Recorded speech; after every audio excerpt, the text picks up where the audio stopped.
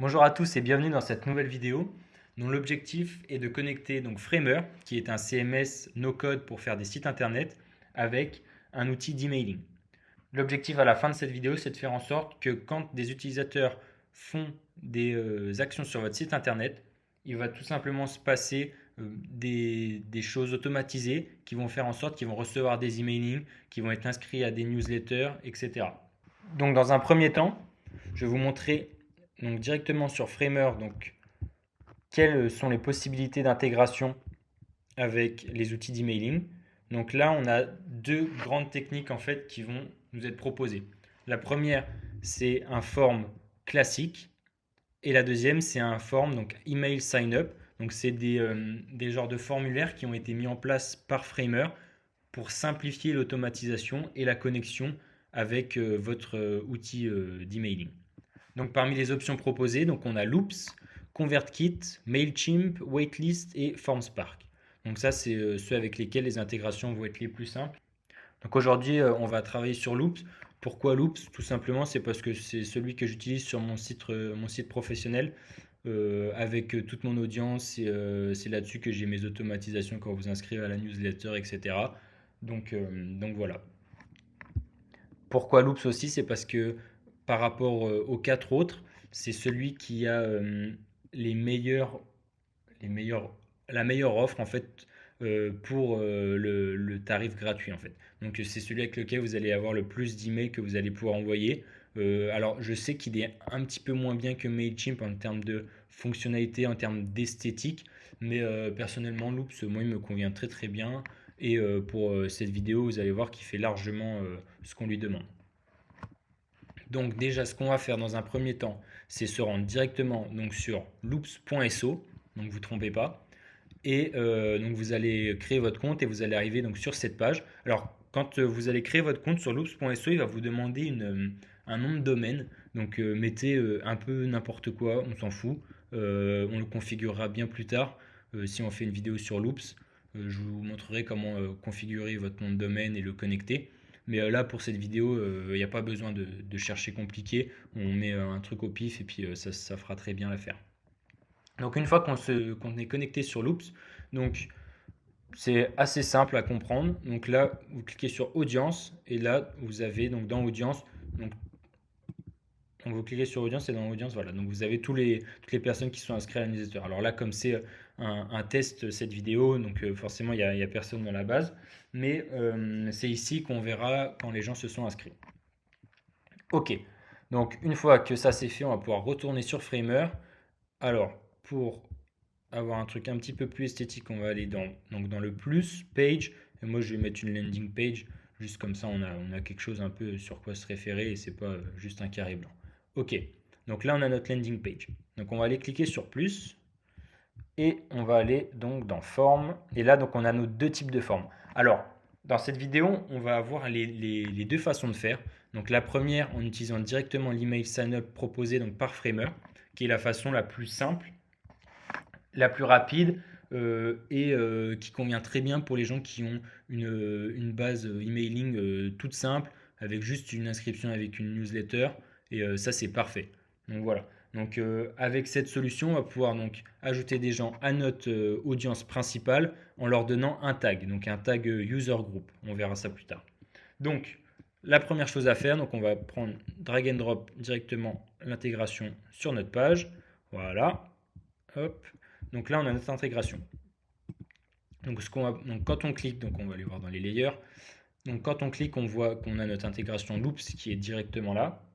Voilà, donc on va pouvoir venir ensuite dans défiler ici et dans le panneau et aller voir donc sur Loops. Donc on voit plusieurs choses qui nous sont proposées. Donc l'ID, User Group, le success. Donc ça, c'est ce qui va se passer quand en fait l'inscription est bien effectuée. Enfin, quand le subscribe button il est, il est coché, enfin il est actionné.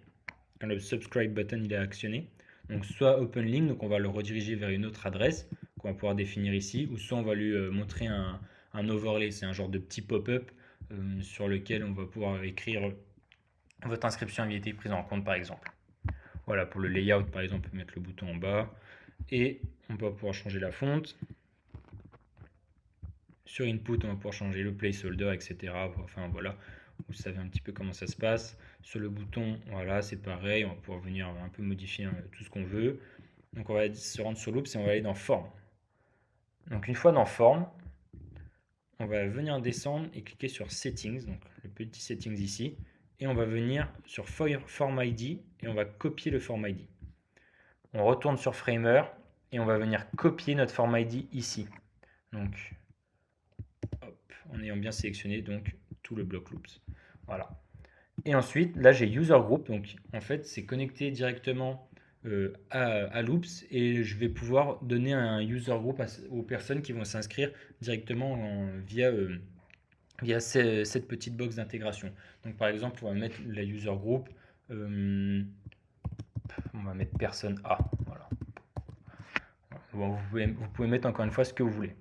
Donc là c'est bon, j'ai bien mis mon ID, personne A, on va cliquer sur Play. Voilà. Et on va venir mettre notre adresse email. Hop. Et cliquer sur Subscribe. Ok, maintenant on va aller voir sur Framer, sur Loops. Maintenant on va aller voir sur Loops dans Audience.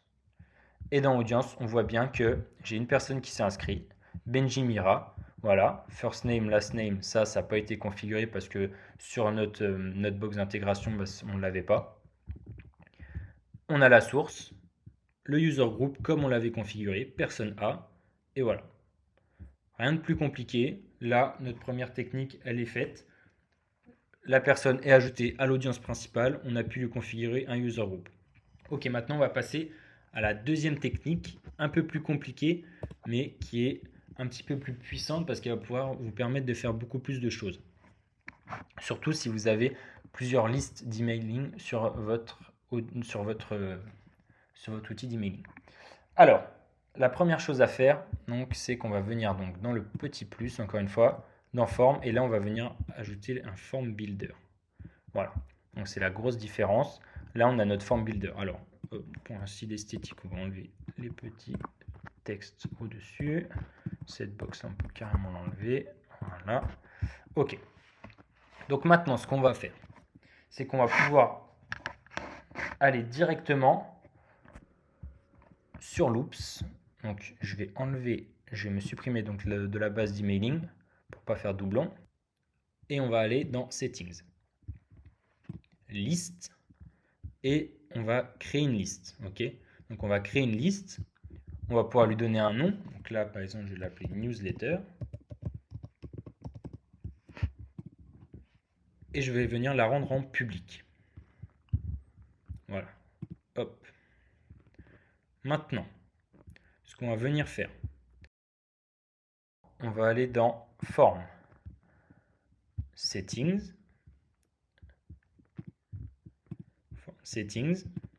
Newsletter. Et on va copier le form endpoint cette fois-ci. Attention, on ne copie pas le form ID. Donc une fois qu'on a copié le form endpoint, on va retourner sur Framer et on va venir sélectionner donc tout notre form. Voilà, ici à gauche, on fait bien attention de tout sélectionner. On descend dans Form, Send to, on va mettre Webhook. Et dans API, URL, on va venir coller directement notre form endpoint. Voilà. Donc là, en fait, on a fait la connexion entre les deux. Maintenant, il faut améliorer, entre guillemets, cette connexion. Donc ici, déjà, dans le premier label, on a le nom. Donc, ici, c'est bien un champ texte. Donc ici, c'est bien un champ texte. Name. Voilà. Donc ça, c'est comment on l'ID, en fait, de cette box. Et on a notre placeholder. Donc placeholder, on s'en fout un petit peu. Mais ce qui est important, c'est le name. Voilà. Donc, quand je vais retourner sur Loop, je vais aller dans Settings, API. Donc, dans API, ça, c'est les propriétés de notre audience, en fait. Donc, on lui a approprié un first name, un last name, email, note, etc. Donc, nous, ce qu'on veut, quand on retourne sur Framer, c'est on voit là, on a le name. Donc, ce qu'on veut, on va venir copier first name, ici, dans API name. Voilà, on copie celui-là, first name, bien écrit comme ça, de cette façon, et on va le coller donc dans la box enfin dans le name de cette box. Voilà. Hop, voilà, ça c'est fait.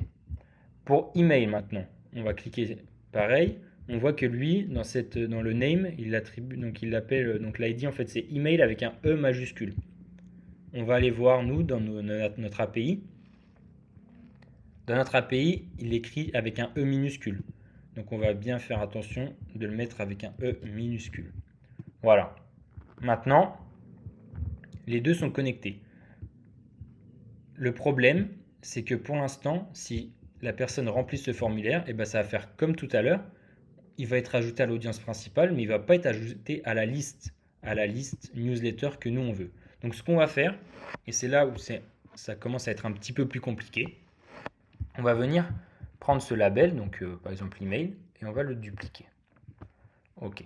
Une fois qu'on l'a dupliqué, hop, on va venir. Une fois qu'on l'a dupliqué, on va aller sur l'input.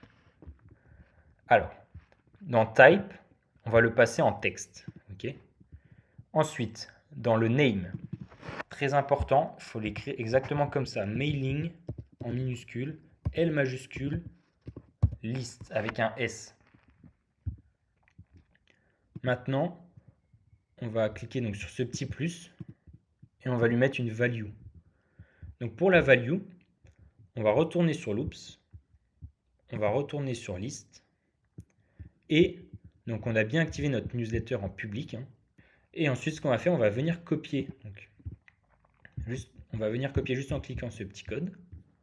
On retourne sur loops, sur framer et dans value, qu'on vient d'ajouter, on va le coller. Voilà. On l'a collé et donc ça veut bien dire que là, en fait, quand cette personne va remplir, elle va être ajoutée à la newsletter.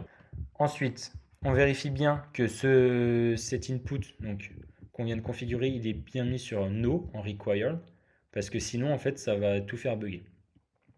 Maintenant, ça, on ne veut pas que la personne puisse le voir, en fait, sur notre site. Donc, ce qu'on va faire, tout simplement, c'est qu'on ne va pas venir le masquer, parce que si on masque en cliquant sur le label, si on le rend invisible, ça ne va pas marcher, tout simplement, parce qu'en fait, le site, il ne va pas le voir, il ne va pas le prendre en compte. Donc, il faut bien le laisser sur visible. Donc, pour ça, la petite technique, hop, tout simplement, je vais le mettre sur un pixel par un pixel. Voilà. Et ensuite, je prends ce label et moi je le mets en dessous du bouton. Voilà, comme ça, ça se voit pas. Et là, maintenant on va cliquer sur play. Hop. Je mets mon nom. Et je vais mettre mon adresse mail.